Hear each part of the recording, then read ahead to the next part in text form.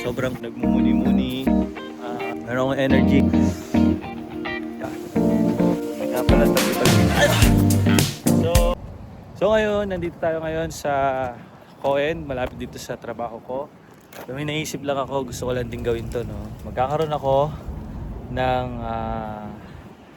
sana magawa ko to 100 days vlog, no? Daily. Para din may share ko sa inyo kung ano yung buhay namin dito sa Japan. In the meantime, kung ano yung mga dapat gawin pag nandito kayo sa Japan. Gago nang gustong gawin to, pero lahat nasa utak ko. Pero nawa, sa awa ng Diyos ay may share ko rin sa inyo yung buhay namin dito sa Japan. Ano bang pwede natin gawin? Basta bahala na kung ano yung pwede kong mai-share sa inyo. Sa trabaho ko mamaya, I try sa trabaho kung makakapag-video tayo sa trabaho ko. So try natin. Pero kung hindi, okay lang din, no? Kasi marami pa namang araw, pwede pa naman akong pwede naman kahit anong araw. Basta for today's video, yun lang.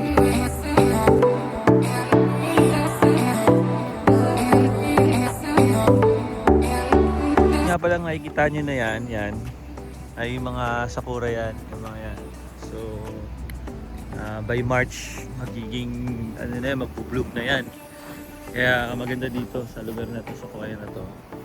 In the meantime, sobrang peaceful din dito sa lugar na to. Sobrang nakaka-relax, no? Pag dito QK Jikanko ay dito ako nagpupunta minsan. Nagmumuni-muni. And so dahil QK pa naman namin, o ibig sabihin break time namin, so ako dito. Ito, yung mga yan, sakura yung mga yan. So by March punta tayo dito, dahil malapit lang naman yung aking trabaho dito. Ang ganda na ito, pag naging sakura yan, oh. Woo! Yan din, mag-ano nga tayo. Tao pala, meron akong energy drink dito. So ito yung pero ganda na ito pag pag naging sakura yan, oh. Wow. So ito pa, tingnan natin ito. Yun, pag yan, pag nagkaroon ng sakura yan, oh. Sarap, oh. May naisip ko.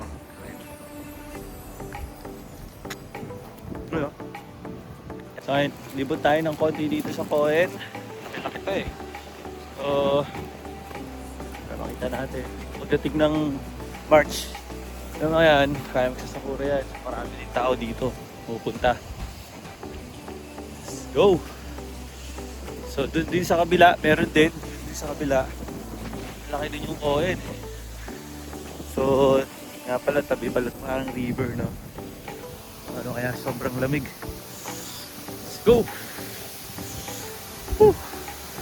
Sana magawa ko tong 100 days 100 days vlog, oh. Para ka nasa nasa UK, nasa LA, oh. May tayo sa LA. Nasa Japan ka pala. So yan, oh. Yan, wala pa yan. Pero pag nagkaroon yan, ay nako, napakaganda. Napakaganda niya ito. So dito pala sa Japan, ano na ako, 8 taon. In the meantime, dito ko na rin nakilala yung napangasawa ko, no? Dito ko na rin siya and also may anak na rin kami. Kaya napakabuti ng Diyos, no? Kaya gusto ko lang sana din mag-share, wait lang, gusto ko lang ilapag tong and then gusto ko rin mag-share sa inyo ng about, syempre tayo ay lingkod ng Diyos. Gusto ko rin mag-share ng salita ng Panginoon, lalo na yung yung pag-ibig ng Lord sa atin. Wait lang pwede mo lagay itong ano ko. Wala kasi akong dito. Hindi ko dala yung tripod ko So, meron pa namang oras.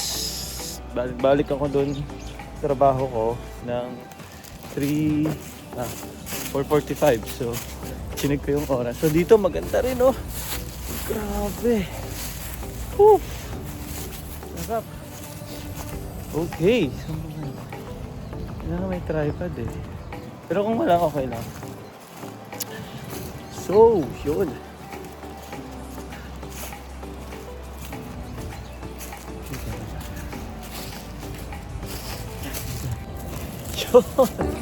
Yun. So, yun yung nakita.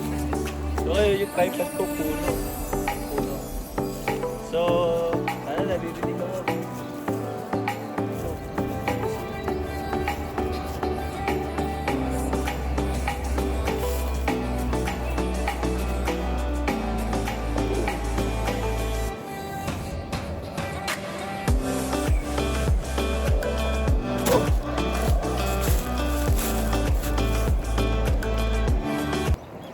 So, gusto ko lang din i-share sa inyo na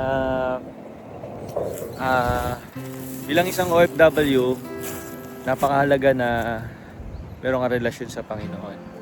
Kasi yun yung magbibigay sa iyo ng encouragement para ikaw magpatuloy sa ginagawa mo.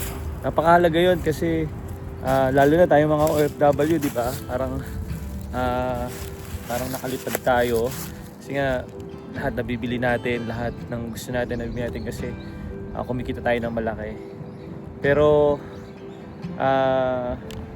hindi natin napapansin, hindi natin namamalayan, yun din pala yung nagdadala sa atin pupunta doon sa yung naibsan natin yung kalungkutan. Pero ang totoo, malungkot naman talaga tayo kasi nga nag-iisa tayo. Syempre yung homesick, syempre yung namimiss mo yung mga mahal mo sa buhay.